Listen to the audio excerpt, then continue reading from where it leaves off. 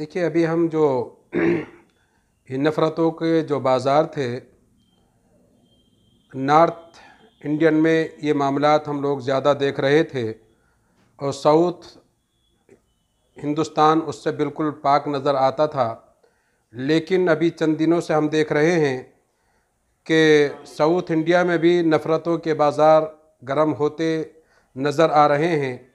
अभी रियासत कर्नाटक में हिजाब का मामला जो लेकर मसला चल रहा है और उसमें इतनी ज़िद हो चुकी है कि हम लड़कियां जब तक अपना हिजाब हटाकर नहीं आएंगी हम उनको स्कूल के अंदर दाखिला नहीं देंगे। तो ये एक हठधर्मी है। हिंदुस्तान एक सेकुलर मुल्क है, तमाम मज़ाहिब के रहने वालों को यहाँ रहने का हक़ है और अपनी मजहबी शनाख्त वो रख सकते हैं, उसे उनको नहीं रोका जा सकता है। हमने देखा है कि मुस्लिम लड़कियाँ जो हमारे मुआशरे में इस्लाम में है कि अगर औरत बाहर निकले तो चेहरे को छुपाकर बाहर निकले, तो आज अल्हम्दुलिल्लाह हमारी लड़कियाँ बड़ी शौक़ से कॉलेज और स्कूल की तरफ जा रही हैं। लेकिन एक तरफ तो हमारे प्रधानमंत्री साहब का नारा है कि बेटी बचाओ बेटी पढ़ाओ, और दूसरी तरफ उन्हीं के फॉलोवर्स बेटियों को पढ़ाने के लिए रोकने की पूरी कोशिश कर रहे हैं।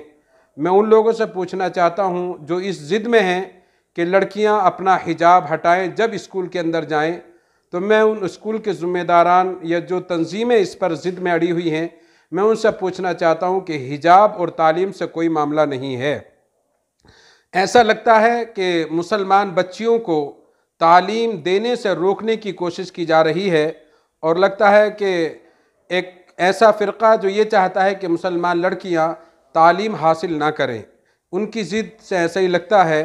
तो मैं गुजारिश करूँगा बिलखुसूस हमारी रियासत कर्नाटक की हुकूमत से कि इस तरह के जो मामलात आ रहे हैं उन मामलात को ख़त्म किया जाए।